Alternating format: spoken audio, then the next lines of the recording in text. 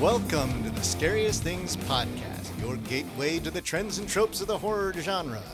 Ladies and gentlemen, children of all ages, today we're doing The Circus Comes to Town and Circus, Carnival, and Amusement Park Horror, which is a special request from one of our favorite Patreon contributors, Sharon Yeblon, who gave us a vast list of great ideas. And we picked out this one from her roster of good ideas. Because it's the greatest idea on the planet. Yeah. Okay, anyways. Get your snacks. Yes, that's Popcorn, right. Popcorn, Cracker Jacks. Take your seats. So, surprisingly, a lot of circus movies are actually horror movies. There aren't many. There's maybe a few horror circus movies that aren't like Water for Chocolate, not Water, like Water for Elephants or something like that. Yeah. Might be one that's not. But most of them, it's like there's a lot of horror themed circus things. I think because it's I think it's Dumbo sure is dark. It's an isolated Dumbo. location. Dumbo's dark. That's right, like or hallucinogenic at least. Yeah. Yeah. And it's like it's a monstrous looking elephant with oversized ears that can fly. I mean, it's right. Oh, he's not monstrous. He's a kaiju Dumbo. Sweet. So a while ago, I did Eric Lee. Eric. Oh, that's right. I am your ringmaster for the evening. Ringmaster. Yeah. Eric Lee, and joining me in circle number 1, Mike Campbell. and in circle number 2. Coming in on the trapeze. That's right. Liz Williams. So did you the talk to high going back to the opener and going back to the whole impetus for us doing this episode? Did you talk to our Patreon Sharon about this and what her thoughts, feelings, or expectations were for such a horror movie topic? I hadn't. Okay. But because she shot about 12 ideas past me, and I wasn't gonna All good ones. Yeah, too. wasn't gonna have her run through. We actually did in the recent podcast for Hotel Motel. Yeah. Was a Sharon request that we didn't even know was a Sharon request, but she kind of gets a twofer one. Twofer. So For there Sharon, you I go. wanted to get as weird as possible. Yeah. Sharon's super creative. She's a playwright. She always has various cool recommendations. She loves some 70s stuff. Yes. She loves some TV. obscure stuff. Okay. So I went weird. Yeah. I think that, because the circus, Yeah. really back in the day, that was where you got the thrills and chills. I mean, the freak show was, that's how you went and saw the scary firsthand. Right. Pre-electricity, right? It was like you saw things that you couldn't explain, and some of them were hoaxes, some of them were just grotesque abnormalities, and that Now, are whole you're sort of heightened experience. conflating circus with carnival, though, yeah? Absolutely. Circus, Okay. carnival, Okay. amusement rides, thrill rides. But you specifically said circus. Yeah, And circus was less freak oriented, more Than carny- exotic oriented. Carney Roadshow. Yeah. Yes. Yeah. Okay. Just traveling- want to make it clear. But there are All are allowed. Yes, Circus, that's right. carnival, amusement park. And That's I think that I think Liz in particular actually made the concerted effort not to do any with clowns. I got Ooh. Clown there free. are like clowns in that, but it's not just a movie about clowns. So I will not be talking about Terrifier 2, even though that does have a clown that's and right. an Yeah, amusement yeah. park. Oh, that's very, very clowny. Very, scary. Art the scary. clowny. Yeah, I think it actually has there's a time at the adult, At chapter 2. where going to the Hall of Mirrors, which is a classic move for a carny amusement, particularly a traveling roadshow. There are some. I didn't focus on the clown being the scary thing that happens at the circus or the amusement park. Yeah, and I think in mine I've got clowns play a heavy role in one. Okay. So- I got no clowns. Okay. But this is what really stood out for me when I was watching these. It's kind of like the juxtaposition that David Lynch described with with Blue Velvet, which was the time, which was in part the time he spent in the Inland Empire. We might, if you've got a blue velvety No, thing, we no, might. no. I'm saying it reminded me of his sentiment about Blue Velvet, which is perfect normalcy and 1950s wholesomeness right on the surface, but then right below the surface, it's carnies, freaks, weirdos, rapists, thieves, drug dealers, et cetera, et cetera, et cetera.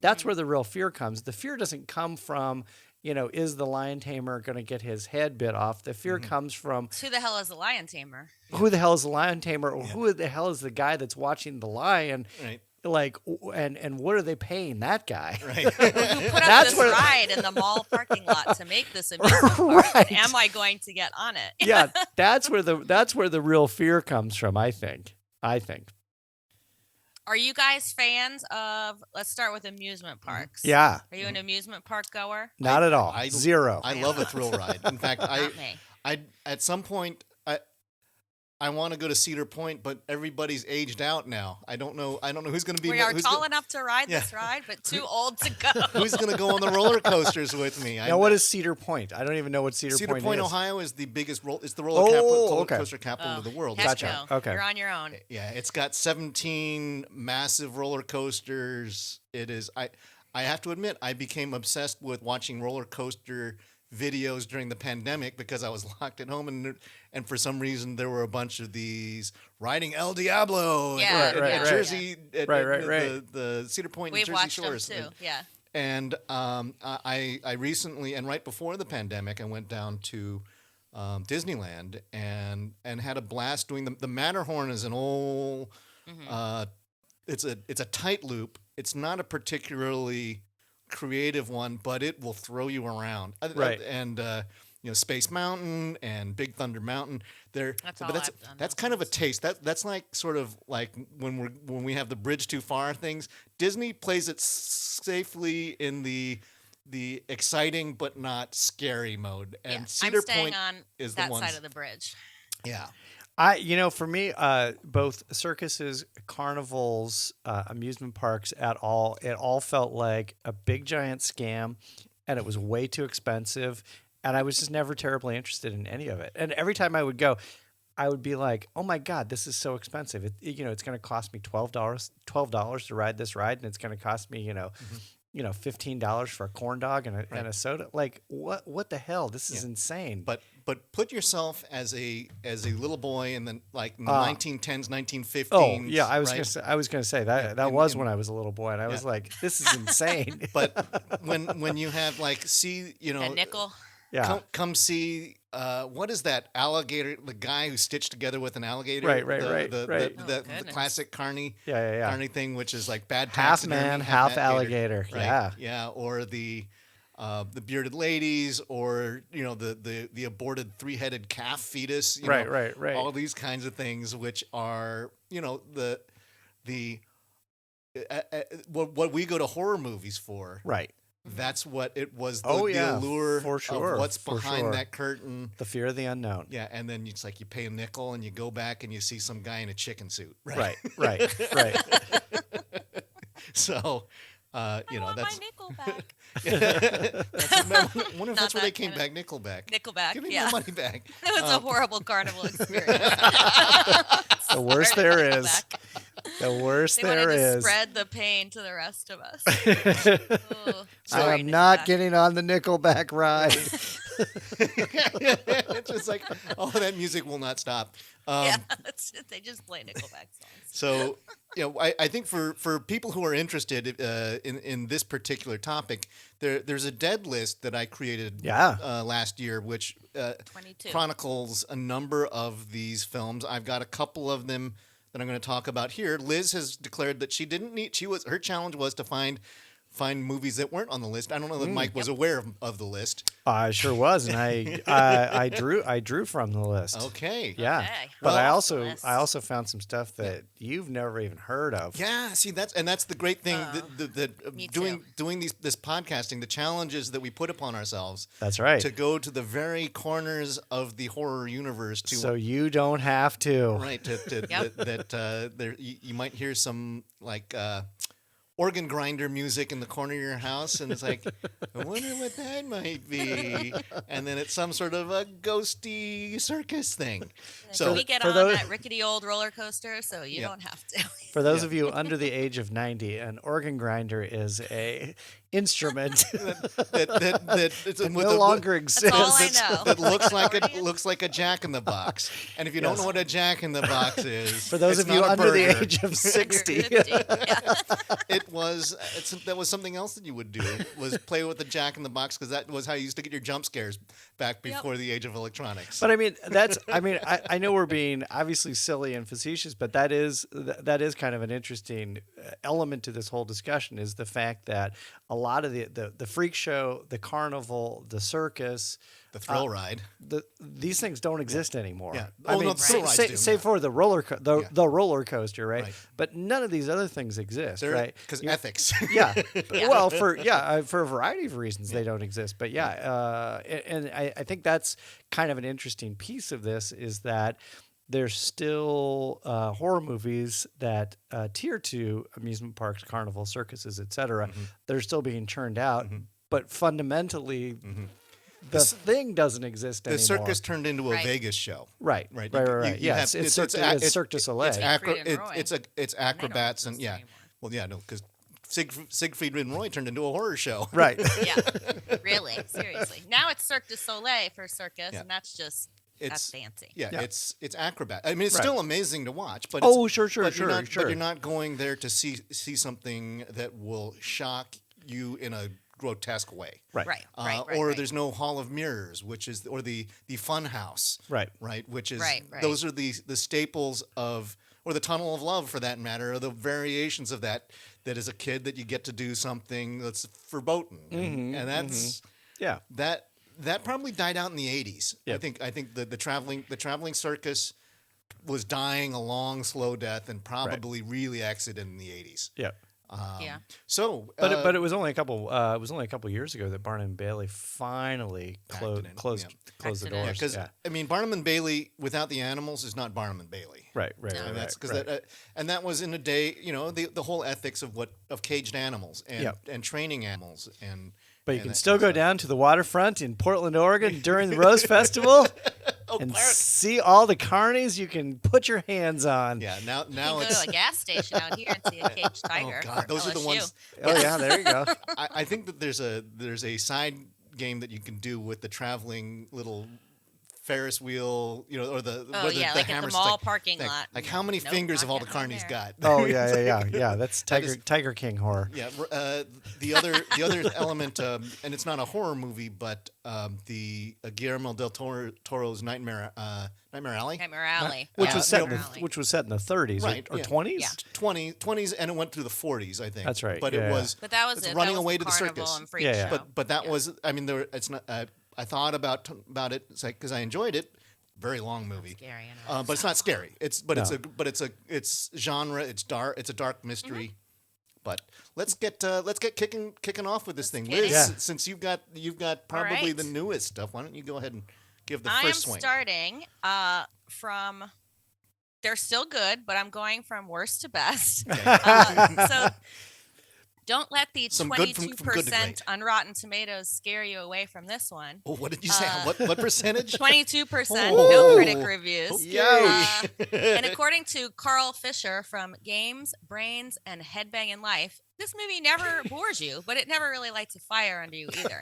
So why did I pick it? Scalping. Disemboweling, terrible acting. It's so good it's bad. And this is 2013's Scream Park, directed by Carrie Hill. It's his directorial debut. It's filmed in Pittsburgh, Pennsylvania, and around that area. And he launched through a Kickstarter campaign. And don't also let the cast of Doug Bradley really draw you into this one, because you get 2 minutes of Mr. Bradley. Oh, so he did One of those. He pulled a Lance Henriksen. Yes, he did. So the premise of Scream Park is that Scream Park is a horror-themed amusement park theme park that's closing after years of declining sales and lack of interest, as we've been talking about. So the owner, Mr. Hyde, Doug Bradley, has decided that the only way to save the park is to hire 2 killers to murder all of the park's employees on the last night of business, so that then horror fans will come to the park to satisfy their morbid curiosity that this is where all the murders took place. Sounds like a great idea, right? Let's do it. Let's do it. And they do. So we've got 2 killers. Oh, no. One of them is named Iggy and one is named Ogre. Now, Iggy, funnily enough, is played by Kevin Ogilvy, who fans of the band Skinny Puppy will know is Nivek Ogre. He is also in another movie I'm going to talk about. So he's got Carney in his blood, I guess. So get him on the podcast. I know. He's twice in one talk. It was almost going to be 3, except the third one I was going to pick was inappropriate for the podcast. We'll talk about that offline. All right. It's like, okay, Woo! so it's porn. It's on. No, it wasn't It's porn. It on. was just the traveling carnival ended up being like a Civil War reenactment thing, so I said not going to go there. Okay. Fair enough. Okay. Fair enough.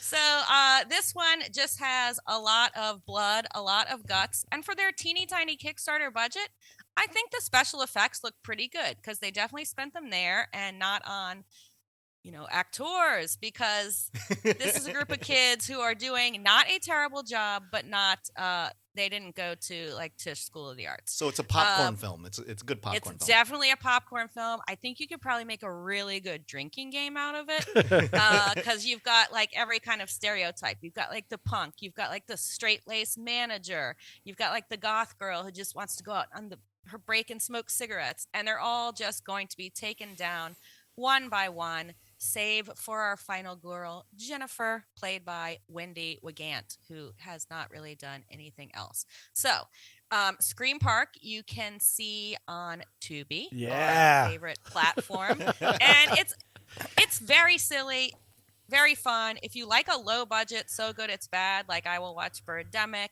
and things like that, this is the one for you. And it's short; it's like an hour and 20 minutes. Love it. Is Doug Bradley ultimately successful in his quest to lure horror fans back to the park? That's a good question. I don't really tell you. Oh, that's Scream Park 2. Scream Park 2. Yeah. We have such sights to show you. Such sights to That'll show be a you. nickel. But I want my nickel back. You get 2 minutes of Mr. Bradley. He doesn't enter the park. It's like setting it up at the table. So I think. He's probably been slowed down from having all those nails in him. He just can't walk around very much. Right. It's like he's kind of gotten He's numb. such a nice man that he probably just said, "Yeah, I'll do it. Sure. Why not?" So, The Scream Park, provenance. 2013, Carrie Hill. Okay. I like Check it. it out. I like Okay. it. Yes. And Doug Bradley. And For- Doug, for a hot starring 2 minutes. Doug Bradley. For 2 minutes. All right, who's up next? I am. This is a film from 1981, which was a novelization of a screenplay that was written by Dean Koontz Okay. Ooh. under the pseudonym Owen West. This is the third Tobe Hooper movie, The Funhouse. Yep. Not to be confused with I haven't Funhouse. seen Yep. This is The Funhouse. It's a fun movie. After he had done Eaten Alive in 1976 and Texas Chainsaw in 1974, he moved on. They gave him a couple extra bucks. They gave him $3 million. Oh, But that's it actually a actually, decent budget. but it actually shows, and it is like if you were to say which of the Tobe Hooper films are the most Spielbergian of them all, this would be the one.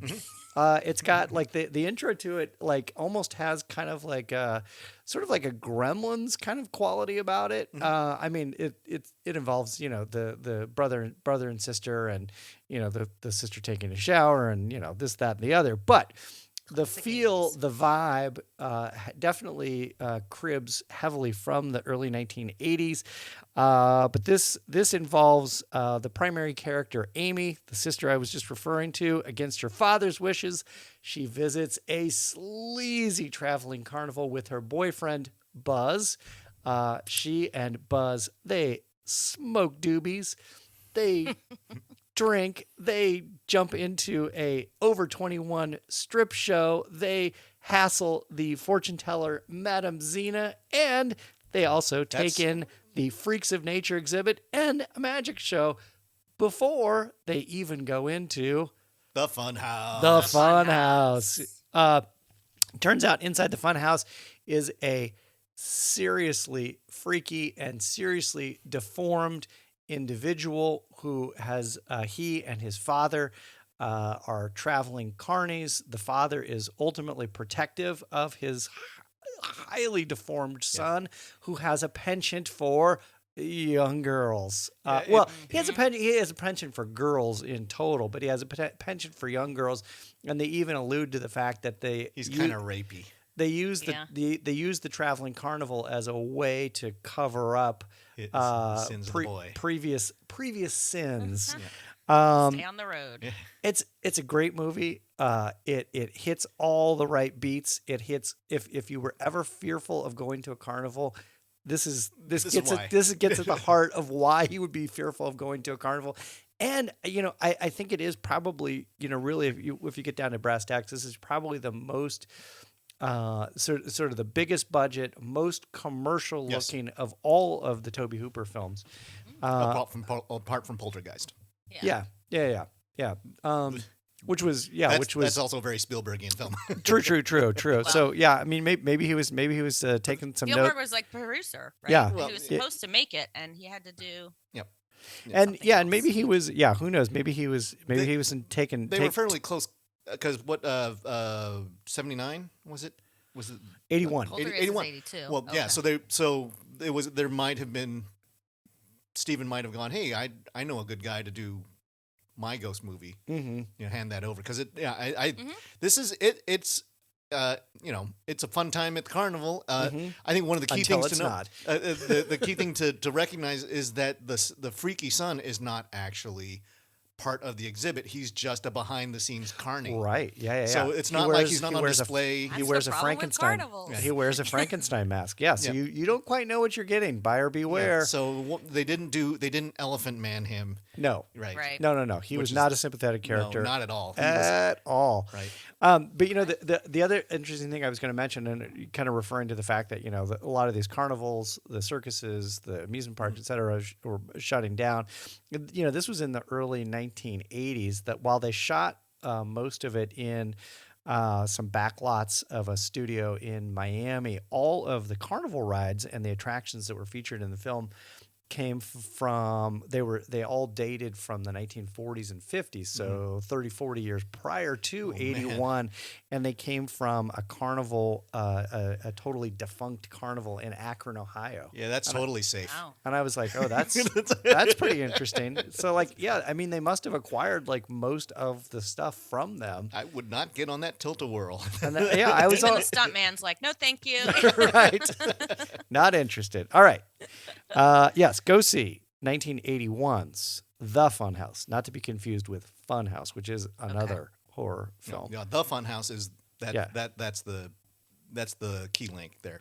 Okay, so I'm going to do mine chronologically, and so if I'm going chronologically, I'm going with the big one. Oh. This is 1932's Woo! Todd Browning's Freaks. Oh my God. This is to say that Freaks changed the game is an understatement. It scared people in a way that no prior film had before. It horrified society to the point that the industry changed its rules. And yet the source of the horror isn't that the people. It's not. There's actually some real violence at the end of the movie, and I think the kinds of stunts that they pulled off were quite amazing for the time. But this really was putting the people with deformities on display in a way that people just weren't ready for. I mean, it features Still not ready for. yeah, Yeah, shouldn't have been ready for right. it. And Like 100 years later, not ready for it. so the film. So Todd Browning, director of Dracula, this ended his career. Right. He was blacklisted. He just after this he got no more good jobs and was out of the industry. And again, Dracula, one of the most influential movies in the genre of all time. Yeah. Yeah. But the Hays Code, largely due to freaks. Mm-hmm. Yeah. So it nominally stars Wallace Ford as Frozzo the Clown and Layla Hyams as Venus, but they're really back players. They're not really doing much. This film Right. really belongs to a woman named Olga Baklanova, who plays Cleopatra, who's the high wire seductress, and the brother and sister pair of Harry and Daisy Earls, who are midgets or dwarves. I'm not sure what Little people. yeah, small people. But Hans, Harry Earl's character, runs this circus, and he's rich, and he gets seduced by Cleopatra, the high wire act, Right. and she's going to try and get his money, and then she's going to marry him, and she's going to kill him off, and the rest of the carnival acts don't trust her, and so there's these performers. There's like Johnny the half boy Eck, who really he's got nothing essentially from the waist down. He's amazing. He runs on his hands. He's amazing. Peter, the human skeleton Robinson, who is really hard to look at. That guy's that is like, I don't know what happened to him. There are actually conjoined twins, Daisy and Violet Hilton. There is Frances O'Connor, the armless girl who can smoke and drink with her feet. There's Prince Randian, the human torso, who's pretty much that's what he is, and he can roll around and light a doobie with a match without any arms or legs. I mean, that's kind of crazy. And then you have probably the ones where I feel the most sympathetic. There's Schlitzie, Elvira, and Jenny Lee Snow, the Pinheads. And Oh, yeah. Mm-hmm. and it's like you watch them and you go, oh, and they're done somewhat sympathetically, but they're clearly on display. Yeah, yeah. This is where all of a sudden it becomes ethically really muddy, Oh, yeah. and you go, For sure. I don't know, but what ends up happening, it's very short. Even Liz might be able to get through this one. It's a 1 hour movie. I've seen Freaks. Oh, you've seen Freaks? Okay, Yeah. yeah, Of course. yeah, and Well, you know why it's a short movie? Is because there was an original version that they had to cut almost a half an hour out that doesn't of, surprise me. Yeah. which was a way darker version, but it has been lost to the sands of time. Yeah, well, It doesn't exist anymore. and the movie, Like because the studio screwed it up so badly. Yeah. that's really, it's a tragedy to film. There's a way darker version where Hercules is castrated. Ooh!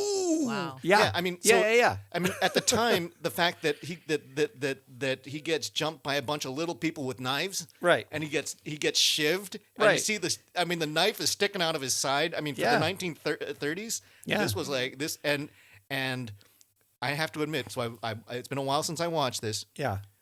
But when they came out with the knives, I went, yeah, get him. Did you go back and rewatch it? Oh, totally. Yeah. Oh, because it is short. I mean, it's it it was is like it was just one of those relatively things. I just had to Yeah. get the refresher, but it is it also involved. It's like all of the players got their moments, and there's like it is a parade of the freak show. Yeah. And then with the story that builds, and it totally makes sense that there's a half hour cut out of it because it seems like they're doing a lot of introductions, and then bang, you're into the wedding, and then after the wedding, it's murder time, and that's the movie.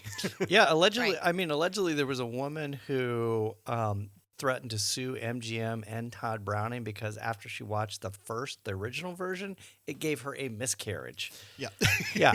So if that doesn't tell you how gnarly the film is, yeah, and or so at least gnarly from 1932 Yeah. sensibilities. I mean, I think it holds up as still being pretty gnarly. yeah. Oh, I do too. For And sure. you know how I feel about the old movies. Right.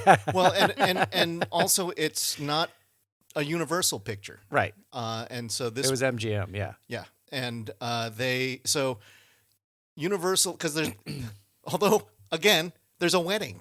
Right, There's always a wedding in these 1930s horror movies. Right.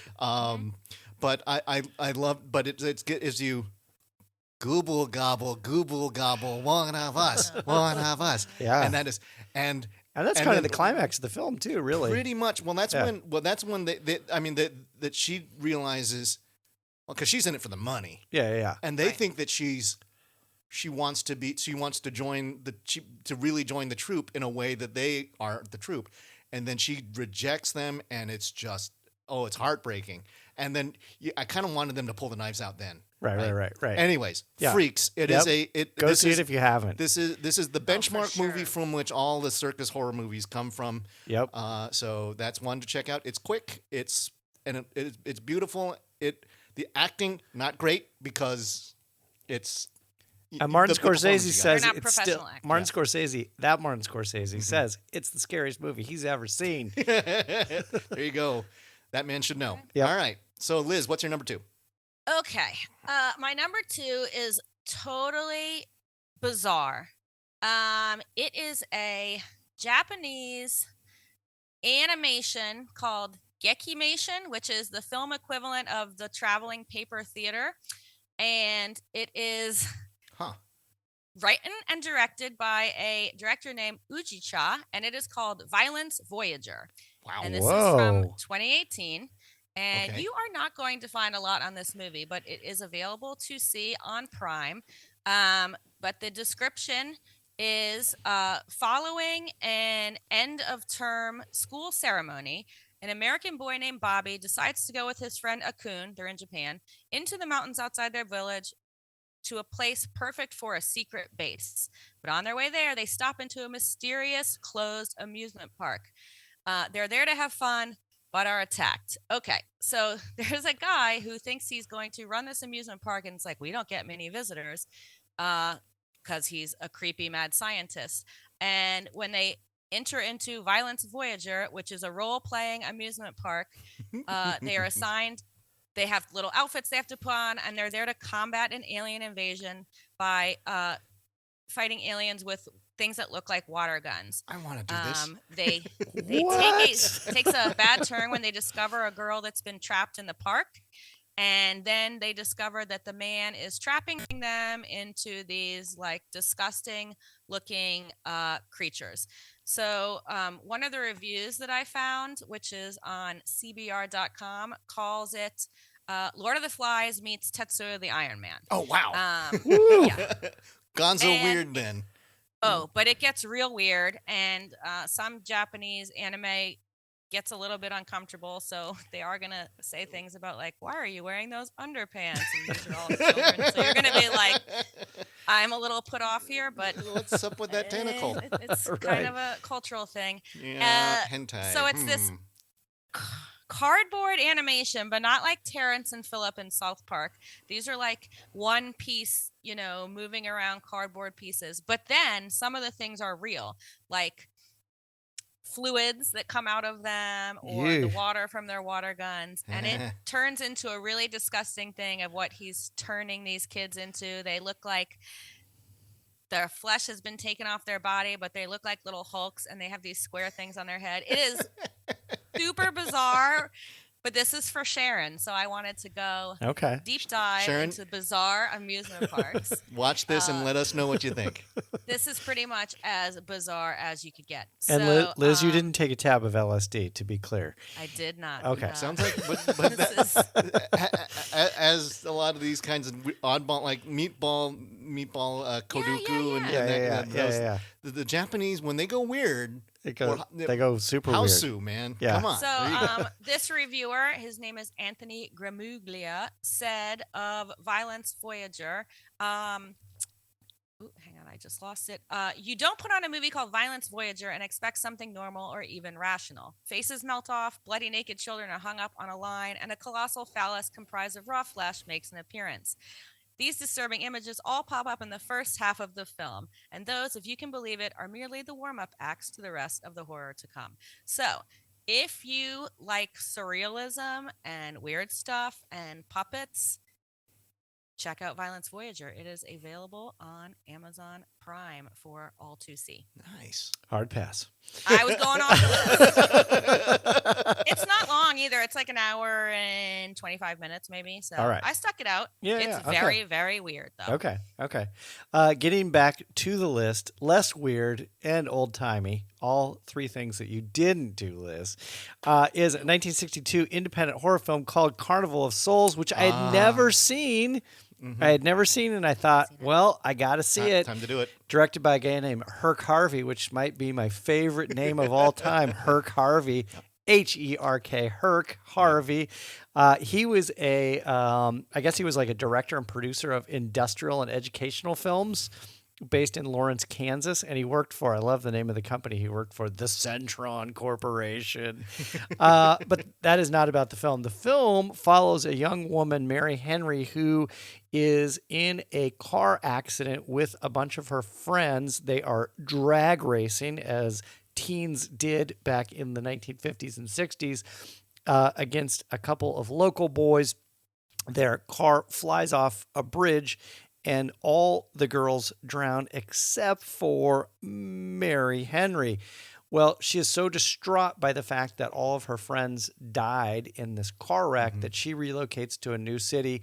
She can't assimilate. The woman that runs the boarding house is kind of shrill.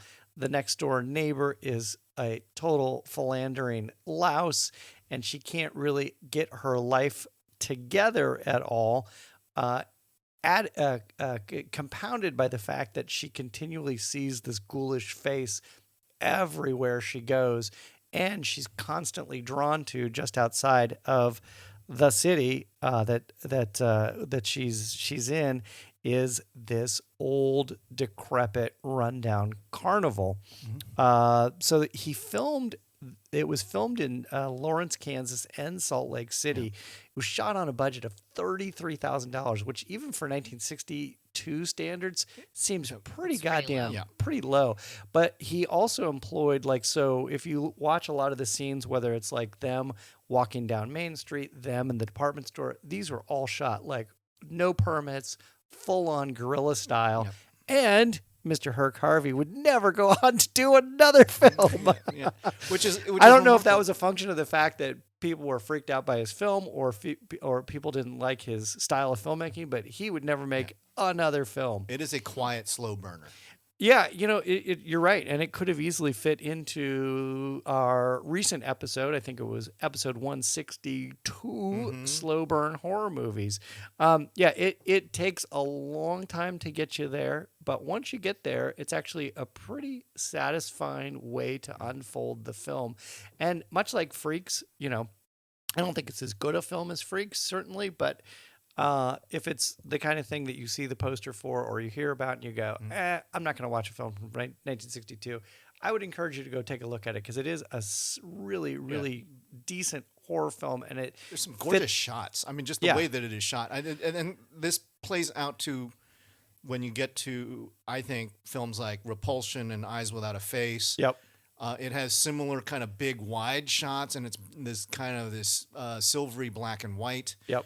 And you know what? You know what I did? I was like sleepy that night, and I was like, I can't watch a black and white film. I will fall asleep in about 30 seconds. And I watched the colorized version. Oh no.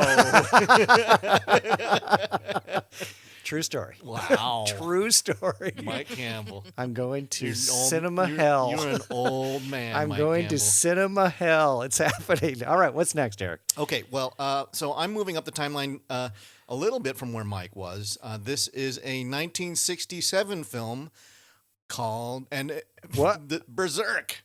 Oh. So this is whether it was overlooked or just forgotten, Berserk remains a surprisingly fun and violent gem of circus horror. It stars the one and only Joan Crawford. What? Still glamorous at the age of 61. Because she had just come off of doing Whatever Happened to Baby Jane opposite Betty Davis. They got, that was an Oscar-worthy kind of a situation. But she's an aging star in Hollywood at a time where they really didn't treat aging stars well. I mean, it's not. Is it that much Buzzark or Berserk? Berserk. Berserk. BERZERK. Zerk, Berserk. Not to be Or confused with Berserk. Herc Harvey. Yeah, Berserky Herky. So she wanted to continue. She didn't want to get pigeonholed in like grandma roles. Sure. And so where she eventually spent the latter half of or her late career doing cheap horror movies. Oh, okay. And she got to be she's first on the call sheet. Right. And she is Of course. and she got to walk around in a in a stocking and with stockings and a top hat and be very glamorous, and she got to be the romantic lead with a kind of an oiled up young blonde guy who's like the strong man. But this was, I think, also at the bridge moment where they realized now it's an American film, and they said we're going to show real violence and we're going to show gore in a time. So this was before the ratings commission came out, but there's like a spear through the head. There is like a year before. Yeah, just right before the ratings commission came out. It was a boundary pusher. Yeah. There was one of the favorite things is, when you go to actually the circus proper, and there's like, what's the famous magician's trick? Let's do saw the lady in half. Saw the lady in half. They sawed a lady in half. Woo!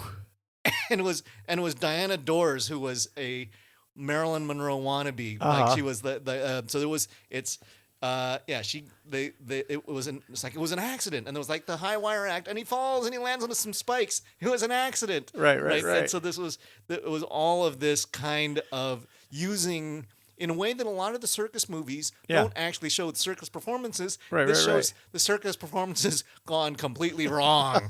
and poor Joan Crawford is the ringleader, and she's trying to hold her circus together. Again, playing with the emphasis that declining is like we've got to do something to save our circus. I think even old timey circuses had to always worry about we've got to save the circus. Yeah, we got to always be innovating and one-upping ourselves. Yeah, and they were on the move. And the difference here is, as opposed to wagons and horses, they were pulled on by big rigs at this point. But that was so constantly being pursued by people who want to shut her circus down. And it's a fun watch. It's one that almost nobody knows about. And for that reason, it's actually one of the funny things if you actually go web searching for Berserk. You'll see my review pop up very early on because not many people have actually remembered this film. I think it's a hoot. Can you see Berserk on Tubi? I don't know. But I know you can on Amazon Prime, and I think it's free on Amazon Prime. Okay. So it's bloody, it's colorful, and Eric, your review is not on IMDb. Get on it. Uh-oh. Yeah. Uh-oh. Yeah, it's not on IMDb. Well, apparently the SEO likes it because it's like... Yeah, it was the first thing that came up when I was there you Googling go. that. Take that, Mike Campbell. Well, but you're right. Not on IMDb, on Google. I'm trying to help our friends at IMDb. Yes, I do need to get that up on IMDb. So that's 1967's Berserk. Liz, your number 3 film. 3. Okay, I'm going to give you a twofer. Woo! Because I am picking 2 films, but they are one and a sequel, and it is 2012's Darren Lynn Bousman and Terrence Zunich, The Devil's Carnival. And the second half is Alleluia, The Devil's Carnival. Right. Oh, right. Musical. Yeah, it's a musical. Is a musical. Yeah. The 2012 original is a short film. It's about 56 minutes long. It's Darren Lynn Bousman and Terrence Zunich's second collaboration after they did Repo, the Genetic Opera, which is one of my favorites. And it brings back a lot of that cast, Alexa Vega, Bill Moseley, Nivek Ogre. It also has Paul Sorvino again, and Dayton Calley as the ticket keeper, Sean Patrick Flannery, and Sean Crahan, who is one of the singers for Slipknot. So you've got a lot of interesting cast people putting on carny outfits and singing pretty ridiculous songs. So the plot is that there are 3 people who die and they all descend into hell. And then their stories are told through the carnival acts, and each of them is tied to one of Aesop's fables. Yeah. So The first one is definitely better than the second one, in my opinion, which is also kind of the same people who are still in hell, also shown through the fables, but then they're like, hell's going to rise up and we're going to go up to heaven and knock everybody out. So it's a lot of fun. I would not say, like, I have the soundtrack to Repo. I'm not playing this soundtrack on my iPod or singing any of the songs, but Terrence Dunwich is so creative that he, can put these together and get all these people to participate. And for $500,000, hey. Yeah. So they wow, actually $500,000. That's impressive. $500,000. Yep. They brought these on a great. traveling road show across the country. I saw it here at the Britannia Theater, and they made like a whole night of it where you went out to the Devil's Carnival. They had, the people running around up and down the aisles for the screening. So they're really good fun. Classic rock opera kind of a way that they handle it. I think that they took a lot of lessons from the Repo and also but Rocky Horror in the same way that it's very engaging. It is not easy to find though. They're on Tubi. So there you go. That's like, it's like I get shamed into getting Tubi Ask because and Tubi will give it to you. Tubi is free. You should have Tubi. Yep. Just Tubi, if you'd like to be a sponsor of the podcast, we would love to bring you on as a corporate sponsor of the podcast. Yeah, Tubi has advertisements though, right? The Scariest Things podcast brought to you by whatever. Tubi. Yeah. For free, you got to watch, a minute of commercials every 30 minutes. Fine. Yeah, but I watched. They're both on there. I watched the trailer for this, and it looked really, really good. I didn't end up watching the movie because I'm not a fan of musicals. And when I saw that it was a musical, I was like, I got other stuff to watch, so I'll put this on the back burner if I get around to it. But you guys say go watch it. Yeah, it's the kind of thing. Have you seen Repo? Yeah. It doesn't have as tight a story as like Repo's got a through line. This one is really and Liz is right. It's Aesop's Fables, but it plays like music videos. You can be doing something else in the background. You can have it on, and it's fun that that they're it's like it's got great energy. It looks great. It's snarky. Darren Lynn Bousman. Clearly, I think this is the kind of stuff he really loves to do. I think he ends up doing Saw franchise stuff because it pays the bills. Yeah. But I think his heart's in this because it's theater. Right. Exactly. This is total theater. Probably theater nerds getting together and saying, That's one of the reasons why I think they did it on the cheap. Is I think a lot of them really they did it for the love of the musical, the horror musical. Right. Yeah, $500,000. That's cheap. It's super cheap. Yeah, that's for the first one. I don't know the budget. Oh, still, no, it says the budget for the second one was also, but hey, that's Wikipedia. It could be off. But like, one of them's 56 minutes, the other one's 98 minutes. Start with the first one, and if you don't like it, don't go on to the second one. I prefer the first one, but it's still, kind of fun. Okay. The second one has the same cast, and then it has like Tech Nine, that rapper. It adds sure. Different kinds of musical stylings because they have more time. But both totally worth seeing and really, really fun. Okay. Good call, Liz. All right.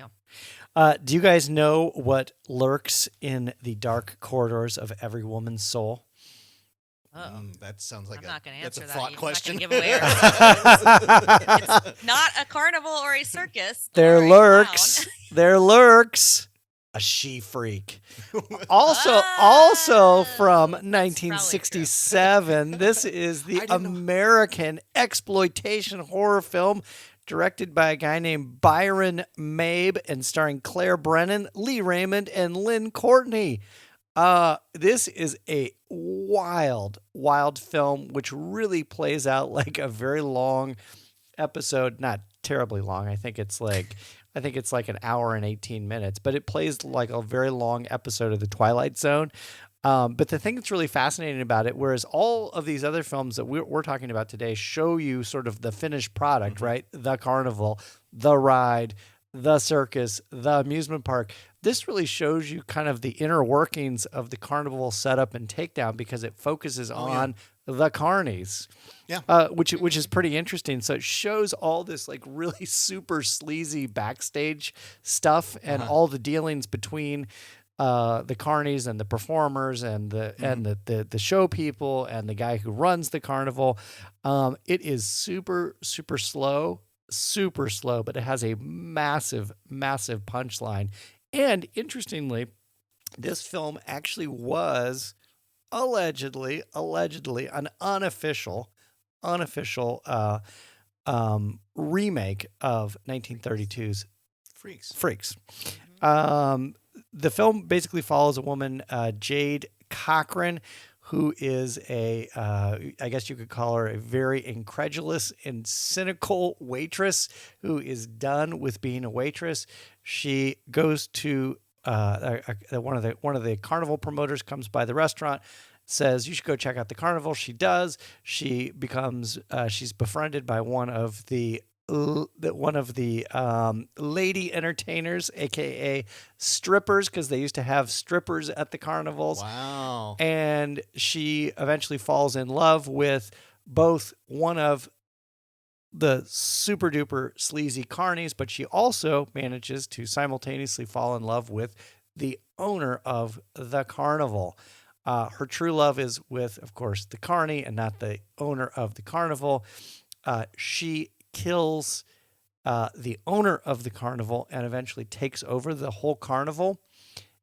And then the carnies and the freaks revolt against her, and they turn her into she freak. And that's really the punchline of the film. And I'm not. Well, I mean, how close is the punchline to the punchline for Freaks, or what they do to Cleopatra?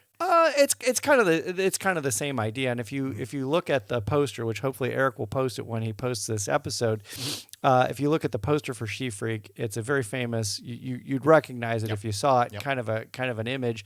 That's what they turn her into. They basically mutilate her and somehow morph her with a reptile type creature, and that's what she's ultimately stuck with as being, because she was so horrible and cruel to all the carnies and the freaks. They all revolt against her and then turn her into this horrible person, and then she is stuck as a lifelong freak. It's I will say super duper super slow burn. The guy who directed it, that I mentioned, Byron Maybe, he was he and the writer David Freeman, they did all sorts of stuff with Herschel Gordon Lewis. In fact, Friedman, the writer, went on to produce Herschel Gordon Lewis's Blood Feast. He also produced all these Nazi exploitation films like Love Camp 7 and Ilsa. Ilsa, She-Wolf of the SS? She-Wolf of the SS. Right. They did films like the adult version of Dr. Jekyll and Mr. Hyde. Faster Pussycat or any of those? No. Oh, okay. That was all what's his face? Faster Pussycat was oh gosh, I can't even think of the guy's name now. Russ Myers. Okay. Goldilocks and the Three Bears, BARES. So that's if you recognize any of these titles, or at least the general sentiment for this kind of exploitation, that's what you're going to be getting in for. It's not particularly there's not a lot of nudity. There's not a lot of language. The violence is all sort of implied, but the punchline that they come through with is pretty shocking and pretty dramatic. Yeah. Well, yeah. So if you said it was a remake, or the idea was that they were doing a spiritual remake of Freaks. Right. Yep. Yeah. Okay. So what is the last movie of the night of the greatest movies of all time? I have, and appropriately enough, something called The Last Circus. Ooh, there you go. Which is a Spanish movie from. This is from. Man, we were all over the place. 2010. Yeah. All over the place. And this is. When you were talking about David Lynch and Blue Velvet, this is like if Blue Velvet went to the circus. Yeah, it's a love triangle with a sad clown Javier, who is played by a man named Carlos Areces, and he is the son and the grandson of clowns. And his father was a clown who got essentially. There's a overriding thread throughout the movie about Franco, Okay. And the Spanish Revolution and Oh. and all of that. And his father was. So what year is it set in? Is it? Well, it goes from the 1940s to the 1970s. Okay. And so what you see is, as a boy, his father is a clown. Just they're doing a show, and the Spanish army comes in, and they conscript his father, and they give him a machete because there's no thing as scary as a fucking clown with a machete. I would agree. And they said, now go out there and kill some fascists. And so he goes out there, and they break out of this bunker. And they go crazy, and his father ends up like macheteing like 20 soldiers before they take him down and imprison him. And was he dressed as a clown? he was as a clown. He was Whoa. fighting in I'm a dress in a clown suit. Okay. And he was totally freaky, scary looking too. Yeah. And it was great. Gorgeous shot. It was a 1946 flashback of the Spanish Revolution. Javier's father ends up they shoot him. I mean, it was just he's executed for because the Franco's men catch him because Franco goes on for a long he managed to survive past World War II, and the rebels got rounded up. And his father goes, "You will always be the sad clown. There's no joy in this world." It's like because the son wanted to be the happy clown. Yeah, you can't be the happy clown. You must be the sad clown. So he grows up, and he joins the circus in 1972. Okay. And by this point, he's kind of a dumpy, late 30s, chubby Sad clown. Sad clown. Yeah. And there he meets probably the sexiest woman that American audiences don't know about. Whoa. A woman named Carolina Bang. Uh-oh. An appropriate name. Look out. Eric's got a new crush. Yes, she is. Yep. She was also in Witching and Bitching. Okay. Right. Right. Oh, I heard about that one. The director, Alex de la Iglesia, that's his. He did both this and Witching and Bitching. Two great, fun, colorful films. And so Carolina Bang is Natalia. She is an acrobat who uses cloth or rolls of cloth for ropes. She's like an aerialist. Aerialist, yeah. And so he sees her coming down from the sky like an angel, and it's like, oh, she's pretty. But she also is. She is in sort of love with the happy clown, who is actually a malicious, brutal dude who constantly beats her. Ooh. But she loves the sex. Okay. It's like so she sticks with him, and Javier, the sad clown, doesn't want. It's like he loves her too, but he's soft, and so there's this alpha beta kind of a thing. So it's like Sergio, the happy clown, is essentially the Dennis Hopper character. To Blue Velvet. Javier's sad clown, right. Kyle MacLachlan type character, and the beautiful woman in the middle, who really should not deal with the brutal, charismatic happy clown, because he's actually great with the kids. Right. He makes the kids laugh, and they love him, and then he drinks too much, and he beats people up. Oof. And this movie has that's the fundamental premise of this is it's a love triangle. Sure. Imbalanced. Can Javier come up with the courage to try and deal with the happy clown? And then it goes for a loop and then another loop, and you're going, because at one point it's like, wow, climax, that was early. No, that's not the climax. There's another one that's coming.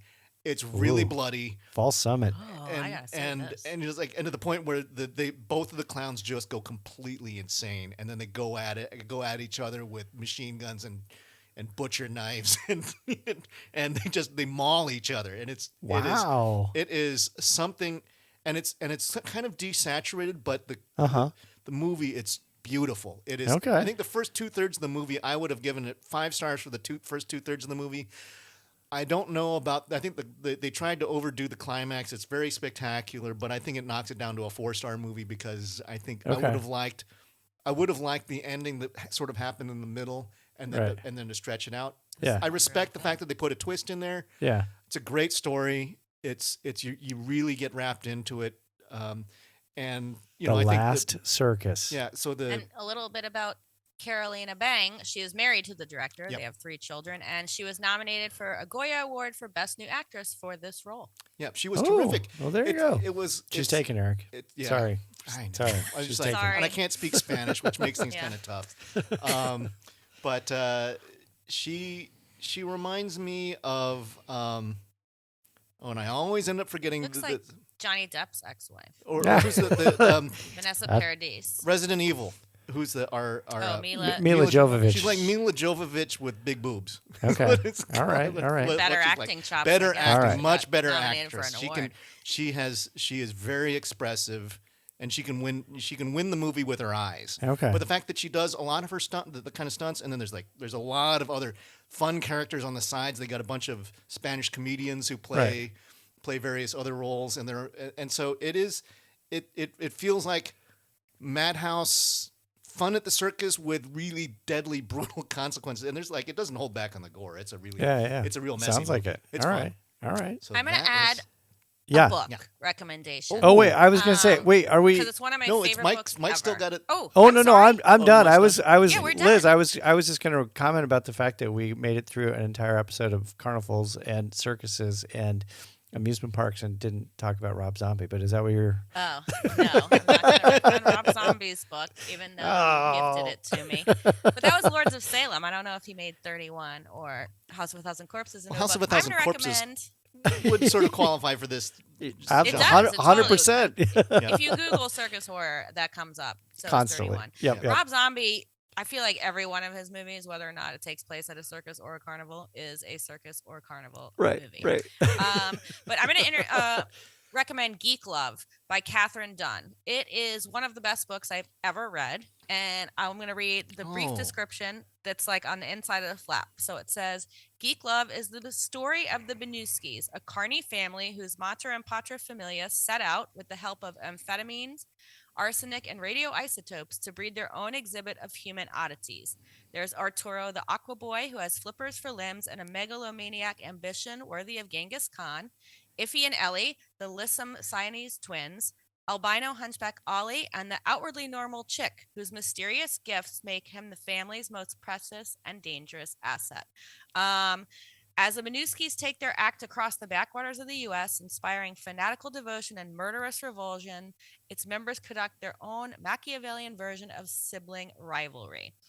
It is one of the best books I have ever read. The author died very young, after only 3 books. But Geek Love is absolutely fantastic. If any of these movies that Geek in we the have truest way, recommended geek. yes, she Geek was in the carnival way geek. She was. It's fantastic. She's from Portland, and Is she? I think she was at Reed. Portland weird. Yeah, she was at Reed College when she wrote this. I think. That would make I'm pretty sense. sure. Yeah. I dated a dude who went to read. Yeah. Yeah. But she died at 70. No. Oh, this girl is. No, she was young. She's like born in the 70s and died in like 2016. Oh, okay. Okay. Catherine Dunn. Catherine Dunn, Dunn. The internet says she died at age really? 70. 70? Yeah. Okay. I thought she That's died the young. internet says, but I'm going to yeah, trust. That's I'm going to probably trust right. Liz Yeah. over the internet. That's right. We'll No, I don't hold know. on to the Trust the tragic internet story. on that That's one. fine. Yeah. That's great. Maybe she was old. I think that there's a movie that sort of deserves just a shout out because we've talked a lot about a lot of weird movies. Yeah. You're not going to get a much weirder movie than Santa Sangre, though. Oh, no. 1989. Yeah, she did And- die older. And it's not a horror movie. She won the book award in 1989. Oh, there you go. There you go. Okay. But I don't And think Santa she was Saga is not a horror 70s. movie. Sorry, Willie. not a horror movie. Willie Greer, I know that's his number one film. He's one of our horror movie Yes. trivia hosts. It's a weird. don't know. It's a weird it's movie. It's not a horror movie. Sorry. All right, let's get out of here. But let's run down our lists real quickly before we do to remind people about the greatest list of circus movies of all ever. time. Ever. Yeah. Yes. Of all time. Eric, what do you got? Okay, so I have to lead off with what is undoubtedly one of the great ones, Freaks, 1932. For sure. One that is underseen, Berserk from 1967, starring Joan Crawford And then the Spanish spectacular, The Last Circus from 2010. All right, Liz. I have 2013's Scream Park. I have 2018's Violence Voyager, cardboard animation, and 2012 and 2015's Devil's Carnival and Alleluia, the Devil's Carnival 2.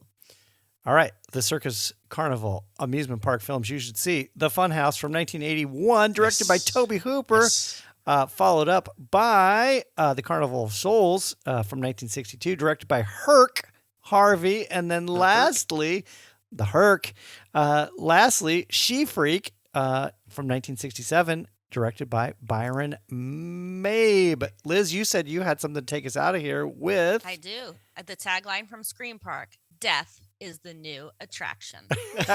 Well, but you can't close this one out without saying Gobble, gobble. gooble gobble, gooble gobble. One of us.